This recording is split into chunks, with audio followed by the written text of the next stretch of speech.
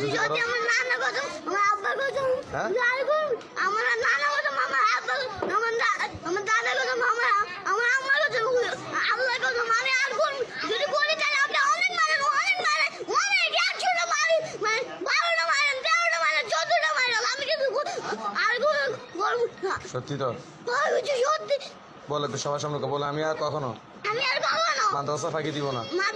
দেব না যদি দিই আপনি আমাকে অনেক মারেন।